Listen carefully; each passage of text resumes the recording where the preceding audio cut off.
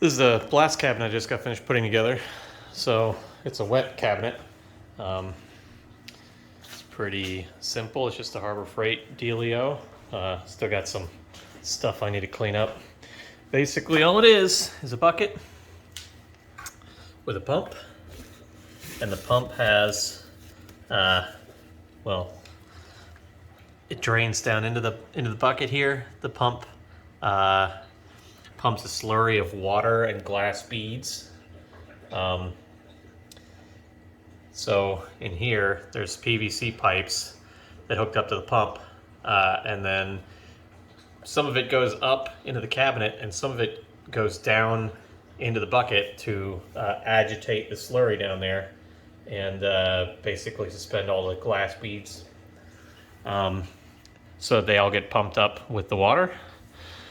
So air goes in here, regulator, solenoid valve to turn the air on. There's a foot pedal.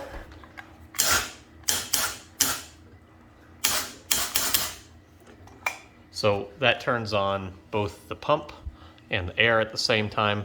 There's a 12 volt power supply in here, turns on the water and runs a windshield wiper so you can see what you're doing. This whole cabinet is just kind of thrown together with some stuff I had laying around, but mostly stuff I just bought on Amazon. So in here we got this little rinky-dink gun, and I got my parts over there I'm gonna blast. This is like some plastic floor tiles that like interlock together that I just cut to size.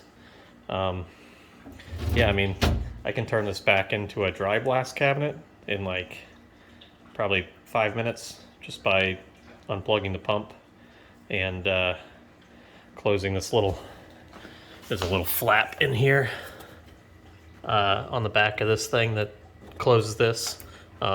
This is a camp chair storage bag that I just cut the end of it off so that it doesn't splash water everywhere.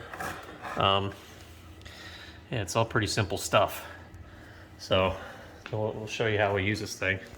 Just put you right here. Hopefully I'll still be able to see. Oh, I should probably close the door. The one thing this definitely needs is more light. So I've just got the light that it came with in there.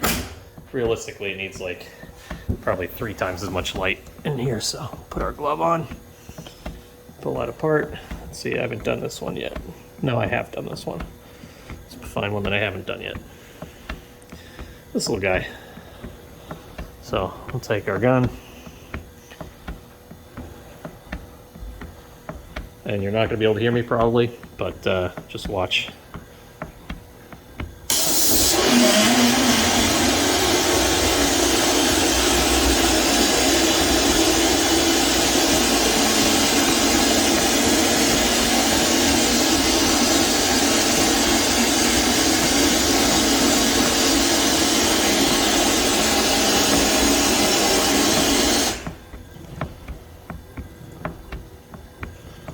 Try to have this not fling across the inside.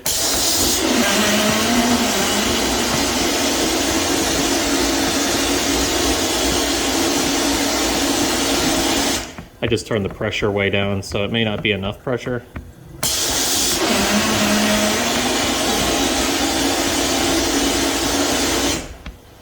So we're not going to really blast it too much in one place, just keep turning it and blasting it.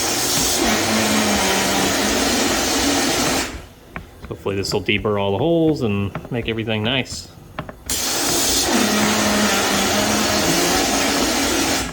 Alright, there we go. There's one done. Put the done ones over here, probably. So the nice thing about the soft floor is I can put parts down and don't have to worry about them getting dinged up. And I'm out of water somehow. How am I out of water? Oh, we're good.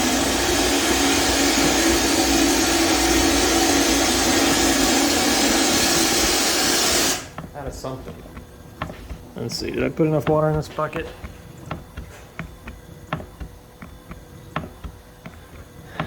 it's got enough. Maybe it's the air.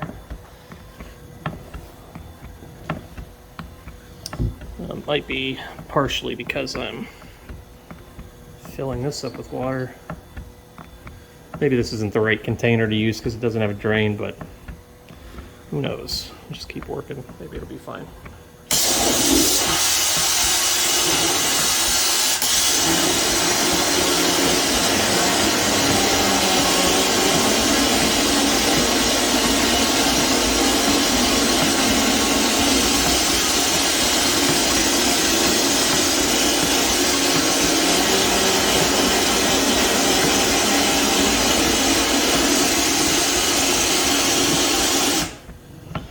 So I'm gonna just bead blast this whole thing, and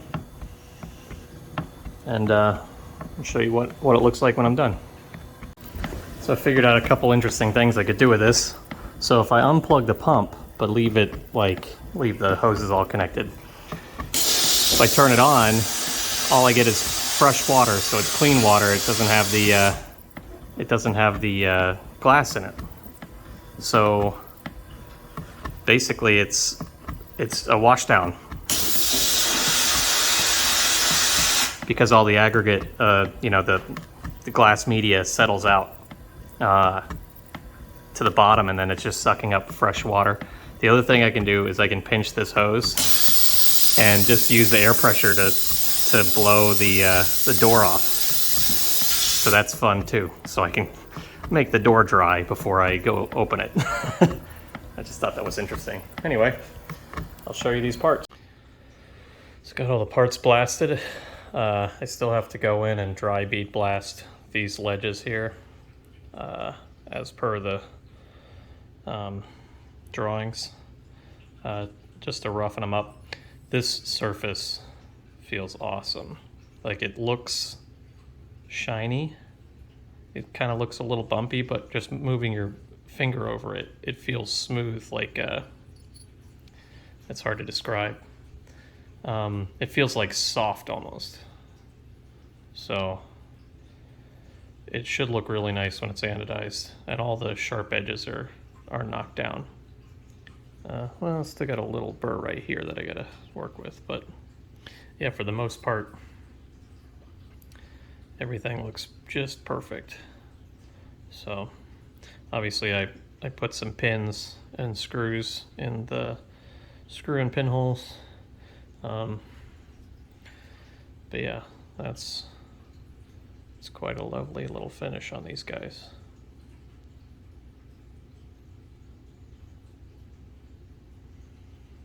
I think they're going to be very happy. Going to space. So I'll drop these off at the anodizer tomorrow, most likely, and then hopefully get them back next week to ship them out. Beautiful.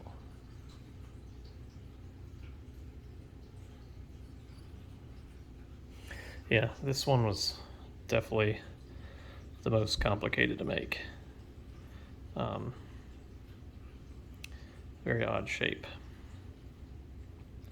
I bought some drill bits from Amazon, the UXL brand, because the PCB drills that I bought, the carbide ones, aren't long enough to go into some of these holes.